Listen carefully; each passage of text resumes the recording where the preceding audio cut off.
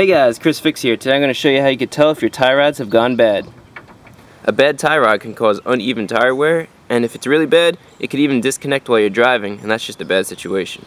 Besides tire wear, bad tie rods can cause a clunky feeling when you first turn your steering wheel. They could also squeak when you use the steering wheel, but that could also be a ball joint, so you have to go check it out. If you have any of these symptoms, just jack up the front of the car and I'll show you how to test it. With both tires off the ground, what you're going to want to do is put your hands at the 3 and 9 o'clock positions on the wheel. With your hands in those positions, move them back and forth and see if there's any play in the wheel. You'll feel a clicking or a giving movement, and that movement could indicate a bad tie rod. If you think there's some play or you just want to check further, you could take the tire off and inspect the tie rod itself. So there are two parts to your tie rods, your inner tie rod and your outer tie rod.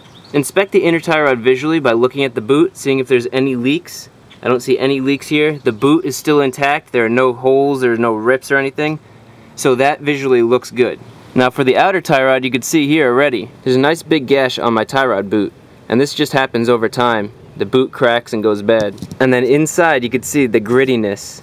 And that grittiness is not good. That's like sand and stuff that gets kicked up and goes in here. So this is shot. If you catch a boot that was just recently torn, sometimes these boots are replaceable. So you could just take the boot off and put a new one on, and then you save yourself 30, 40, 50 bucks. You don't have to do anything special, you don't have to get an alignment, nothing. But if the boot's been ripped for a while, you see grittiness in there, you see the sand and the dirt, then you're gonna have to replace the whole tie rod end.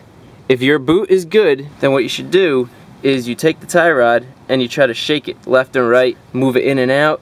If there's any unwanted play, such as clicking, or you can easily move the tie rod from side to side, then it needs to be replaced. Now this is a new tie rod end, and this is what it should look like. Some tie rod ends have a grease fitting. That's what you want to try to look for if you need to replace it. And if you have one stock, always grease this every time you do an oil change. It'll force the old grease out, which carries all the grit and stuff, so this will last a lot longer. But upon visual inspection, you can see there are no tears or anything on the rubber that covers the inner tie rod end. The other thing is there's no unwanted motion like I was talking about before. Obviously this is brand new, so you're not going to have any of that, but I need to give you something to contrast a bad tie rod off of. So this is a good tie rod. Now to test the tie rod even more, you could take it out, and with a visual inspection you could see this boot is completely ripped and there's all grit in here. It's almost like sand.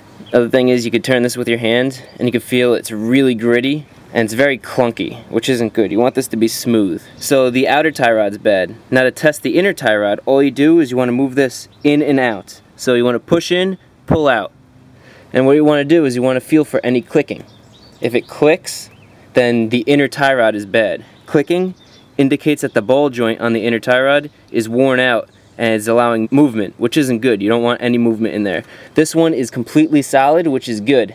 The other thing you could do is move it around like this. Make sure you don't feel any grittiness, no grinding, and it's okay if it's a little bit movable, but if it moves like way too easy and just feels way too loose, then you might want to consider changing the inner tie rod. This is relatively easy to move, but still I can feel some resistance, which means it's still good. So the outer tie rod is bad, but the inner tie rod is good. But that's okay because the outer tie rod is an easy fix, and you can replace this in 10 minutes.